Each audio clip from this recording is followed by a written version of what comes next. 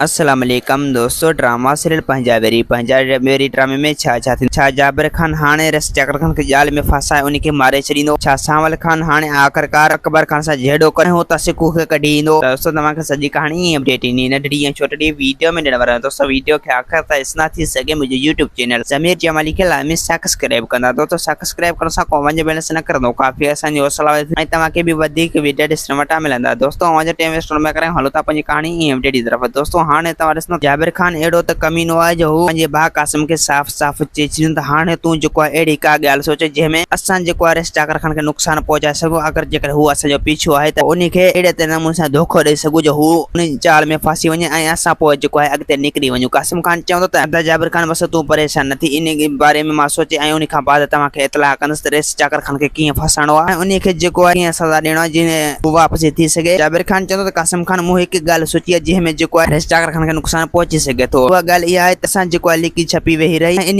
रिस जाकर खान जे माण्हुनि मथां हमलो कंदासीं। अगर जेकर उन मां कोई ज़ख़्मी थी पियो या त कोई मरी पियो त पोइ रिस जाकर खान उनखे अस्पताल खणाए वेंदो ऐं पोइ असां जेको आहे अॻिते निकिरी वेंदासीं। ऐं ॿियो दोस्तों हाणे तव्हां ॾिसंदो सावल खान जेको आहे अकबर खान सां ॻाल्हाईंदो। अकबर खान खे चवंदो त हाणे मूंखां बर्दाश्त वारो टाइम ख़तम थी चुको आहे, मां हाणे वधीक बर्दाश्त नथो करे सघां। बसि तव्हां या त सिकू असांजे हवाले करे या त असांखे साफ़ साफ़ जवाबु ॾेई छॾियो त जीअं असां जेको आहे तव्हांजो बंदोबस्तु करे सघूं ऐं असां सिकू खे त आसानी सां कढे सघूं। अकबर खान चवंदो त सावल खान मां ईअं तव्हांखे सिकू थो ॾेई सघां न सिकू तव्हांजे हवाले करे थो सघां। जेसीं ताईं तव्हांजे विच में ऐं रुंड जे विच में ऐं सिकू जे विच में ॻाल्हियूं नथा थियनि जेसीं ताईं मां सिकू तव्हांजे हवाले न कंदुसि। सावल खान चई छॾींदो त अकबर खान तूं असां सां इहो सरासर ग़लति पियो करीं, तोखे ईअं न करणु घुरिजे।